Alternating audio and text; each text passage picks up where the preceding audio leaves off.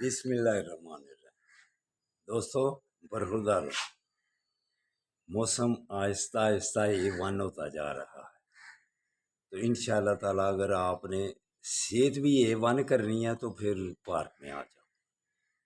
تو غزہ کا معاملہ بھی آہستہ آہستہ، ایران آہستہ آہستہ میزائل پھینکنا شروع کر دے، جب طرفلاٹ دوسری طرف بھی کچھ ہو تو پھر پریشانی آتی ہے، پھر غزہ پر جو ظلم ہو رہا ہے وہ کم ہوگا۔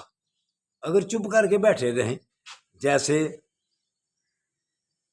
سعودی عرب کا جوان ہے تو دیکھو کیسی اس کی سوچ ہے، کہتا ہے دعائیں مانگنی بھی چھوڑ دو، نعرے خلاف اسرائیل کے لگانے بھی چھوڑ دو۔ یہ مسلمانیت ہے؟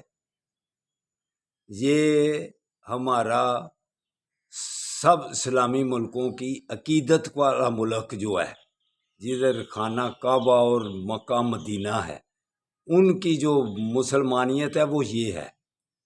اب اپنے آپ کو انفرادی طور پر ختم کرنے کی کوشش کر رہے ہیں۔ سعودی عرب تو ہمارے لیے عقیدت و احترام والی جگہ ہے، مکہ مدینہ ہمارے دل و جان سے، جیسے ہم قبلہ اول کی کرتے ہیں اس سے اب ڈبل ہم مدینہ مکہ پاک کی کرتے ہیں۔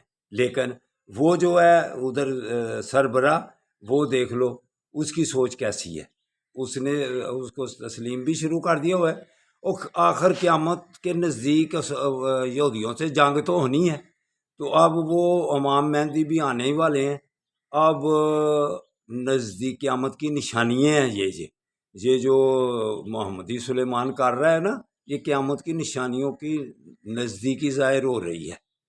تو مسلمانوں اکٹھے ہو جاؤ اور اسرائیل کے ساتھ مقابلہ کرو۔ اگر اللہ کے سامنے آپ نے سرخرو ہونا ہے، یہودو اور جو اس کی حمایت کرتے ہیں ان کے ساتھ ہماری جنگ ہے، شروع سے ہی جنگ ہے، تو گھبراتے کس بات سے ہو؟